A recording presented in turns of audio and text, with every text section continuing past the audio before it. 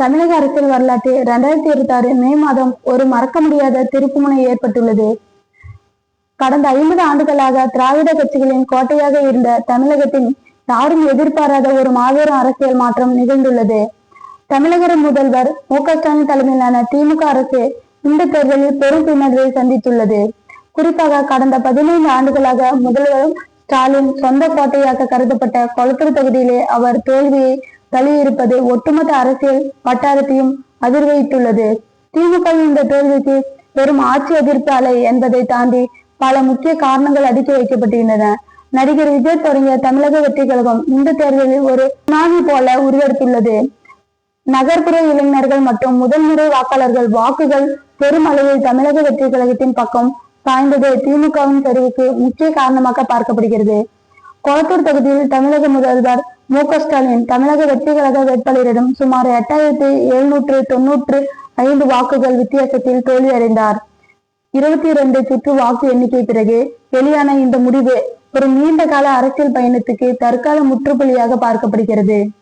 தேர்தல் பிரச்சாரத்தின் போது எதிர்கட்சிகளாக முன்வைக்கப்பட்ட வாரிசு அரசியல் புகார்கள் பொதுமக்களிடையே குறிப்பாக இளைஞர்களுக்கிடையே எடுப்பட்டதாக கருதப்படுகிறது. மேலும் சட்ட ஒழுங்கை தொடர்பான புகார்கள் மற்றும் நிர்வாக ரீதியான சவால்களை எதிர்கட்சிகள் மக்கள் மத்தியில் வெற்றிகரமாக கொண்டு சேர்த்தன. தேர்தல் முடிவுகள் முழுமையாக வெளியான பிறகு தனது தோல்வியை ஏற்றுக்கொண்ட முதல்வர் மு.க.ஸ்டாலின் நிதானமான ஆனால் வழி நிறைந்த ஒரு உரையை ஆற்றினார். அதில் அவர் குறிப்பிடாது மக்களின் தீர்ப்பு மகேசன் தீர்ப்பு, தமிழக மக்கள்கள் எனக்கு இதுவரை அளித்து வந்த ஆதரவிற்கும் அன்பிற்கும் நான் எப்போதும் கடமைப்பட்டிருக்கிறேன். வெற்றி தோல்வி என்பது அரசியலில் சகசம். ஆனால் எனது கோட்டையாக நான் கருதிய கொளத்தூர் மக்கள் அளித்த இந்த தீர்ப்பையே நான் தலைவணங்கி ஏற்கிறேன். ஆட்சியில் இருந்தாலும் இல்லாவிட்டாலும் தமிழக மக்களின் நலனுக்காக உழைப்பதில் திமுக ஒருபோதும் பின்வாங்காது. ஒரு சிறந்த எதிர்கட்சியாக செயல்பட்டு மக்கள் உரிமைகளை தொடர்ந்து குரல் கொடுப்போம் என்று கூறினார். இந்த உரையை சமூக வலைதளங்களில் வைரலாகி வரும் நிலையில் அவரது குரலில் இருந்த அந்த அதிர்ச்சியும் வருத்தமும் தொண்டர்களுக்கிடையே பெரும் சோகத்தை ஏற்படுத்தியுள்ளது. ஸ்டாலின் இந்த தோல்விக்கு அரசியலில் கடந்த பல தலைவர்களும் பிரமுகர்களும் தங்களது வருத்தத்தை தெரிவித்துள்ளனர். அதிமுக செயலாளர்களும் எடப்பாடி பழனிசாமி அவர்கள் கூறும்போது, அரசியல் ரீதியாக நாங்கள் மாறுபட்டு இருந்தாலும் ஒரு அனுபவம் வாய்ந்த தலைவர் தனது சொந்த தொகுதியிலேயே தோல்வியடைந்தது எதிர்பாராத ஒன்று. அவரது அரசியல் உழைப்பை யாராலும் மறக்க முடியாது என தெரிவித்தார். அதே போல கூட்டணி கட்சி தலைவர்களான காங்கிரஸ், திருமாவளவன் மற்றும் கம்யூனிஸ்ட் கட்சி தலைவர்கள் இந்த தோல்வி ஒரு பேரழிவு என்றும் ஜனநாயக போரில் சில நேரங்களில் இத்தகைய பின்னடைவுகள் தவிர்க்க முடியாதவை என்றும் தங்களது வருத்தத்தை பகிர்ந்து கொடுத்தனர். திரையுலகை சார்ந்த பல மூத்த கலைஞர்கள் ஸ்டாலின் அவர்களுக்கும் சட்டமன்றத்தில் ஏற்பட்ட இந்த சரிவு தமிழக அரசில் ஒரு வெற்றி இடத்தை உருவாக்கும் என கூறி வருத்தம் தெரிவித்தார். 2026 தேர்தல் முடிவுகளின்படி தமிழக வெற்றி கழகம் 100க்கும் மேற்பட்ட இடங்களை கைப்பற்றி தனிப்பெரும் கட்சியாக உருவெடுத்துள்ளது. திமுக மற்றும் அதிமுக ஆகிய கட்சிகள் கணிசமாக இடங்களை இழந்திருப்பது தமிழகத்தின் ஒரு புதிய அரசியல் தலைமுறை உருவாக்கி உள்ளதை உறுதிப்படுத்துகிறது. நிச்சயமாக மு.க.ஸ்டாலின் அவர்களுக்கு இது ஒரு கடினமான காலம். ஆனால் வீழ்வது நாமாக இருந்தாலும் வாழ்வது தமிழகம் இருக்கட்டும் என்ற அண்ணாவின் வரிகளுக்கு ஏற்ப அவர்கள் மீண்டும் எழுந்து வருவார் என்ற நம்பிக்கையில் அவரது உடன்பிறப்புகள் காத்திருக்கிறார்கள். தமிழக அரசியல் காலம் இனி வரும் காலங்களில் இன்னும் பல அதிரடி மாற்றங்களை சந்திக்கும் என்பதில் ஐயமில்லை. இந்த மாற்றம் தமிழகத்திற்கு எத்தகைய வளர்ச்சிகளை கொண்டு வரப்போகிறது என்பதை நாம் பொறுத்திருந்துதான் பார்க்க வேண்டும். இவ்வளவு காலம் தமிழக அரசியலை தீர்மானித்த ஒரு பெரும் ஆளுமை நேர்ந்த இந்த தோல்வி மற்ற அரசியல் கட்சிகளுக்கும் ஒரு பாடமாக அமைந்துள்ளது. மக்களின் ஆடித்துடிப்பை சரியாக கணிக்கும் தவறியது திமுகவின் பலவீனமாக மாறியுள்ளது.